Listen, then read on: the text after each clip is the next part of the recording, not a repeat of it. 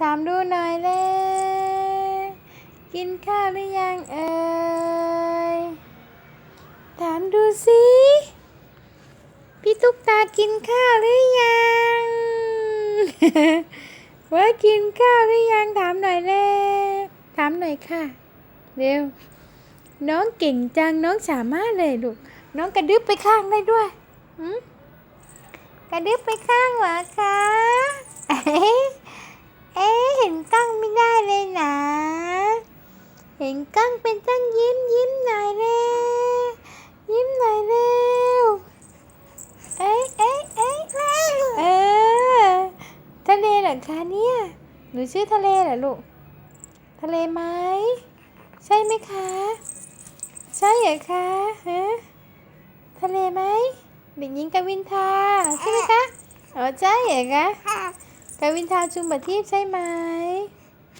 ใช่ไหมลูกใช่ไหมคะบอกแม่หน่อยเลยบอกแม่หน่อยเลยโอ้ยถีบจังใครถีบแม่ใครเตะแม่นี่หนูอยู่ไม่นิ่งเลยหนูซนนี่หนูผู้หญิงหนูผู้ชายอ่ะน้องผู้หญิงหรือน้องผู้ชายบอกแม่หน่อยอะไรเล่ผู้หญิงอะคะผู้หญิงนะแม่นึกว่าผู้ชายนึกว่าผู้ชายไม่ใช่ผู้หญิงอะลูกผู้หญิงเลยผู้หญิงใช่ไหม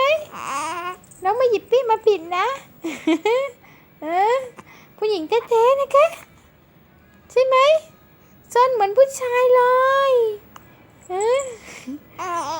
หนูซ่อนเหมือนผู้ชายหรือผู้หญิงนะโอเคน้องยืนยันนะคะน้องผู้หญิงนะคะผู้หญิงนะคะผู้หญิงแท้ๆเลยซ่อนที่สุดเลยอันเน่ร้องเพลงเลยร้องเพลงให้ฟังหน่อย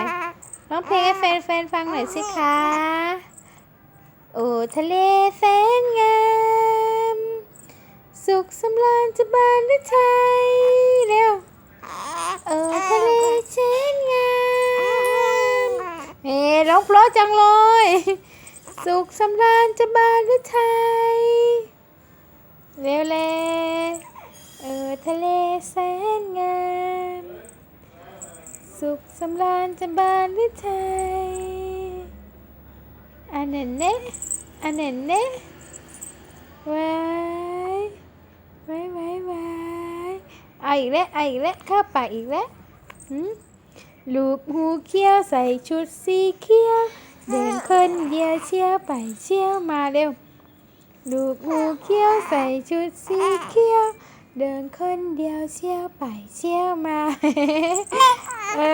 ร้องด้วยเลยลูกงูเขียวใส่ชุดสีเขียว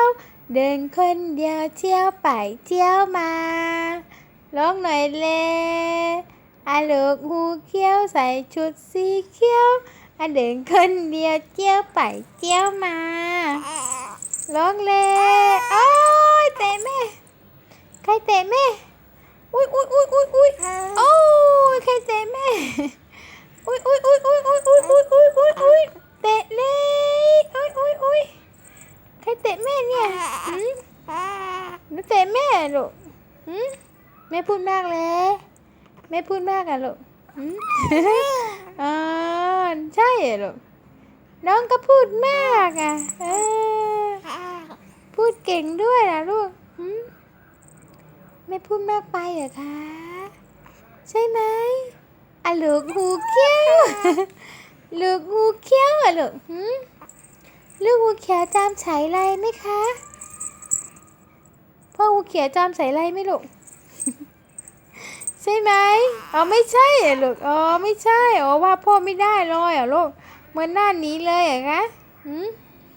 ลูกหูเขียวเลยคะเนี่ยไม่คุยด้วย ว่าพ่อหูเขียวไม่ได้เลยลูกกดแล้วนั่นแหละไม่ขาดเชิญลูกงูเขียวงอนเลยล่ะงอนเลยลูกเอ็มงอนเหรอ เนี่ยแอบงอนเลยแอบงอนเลยไม่คุยด้วยหรอกว่าพ่อไม่ได้เลยเหรอคะลูกงูเขียวแท้ๆเลยเนี่ยลูกงูเขียวแท้ๆเลยหายงอนแล้วใช่ไหมไม่ขอโทษเน่ดีกันนะดีกันนะจุ๊จุ๊จุ๊จุ๊ลูกงูเขียวใส่ชุดสีเขียวเดินคนเดียวเชี่ยวไปเชี่ยวมาลูกงูเขียวใส่ชุดสีเขียว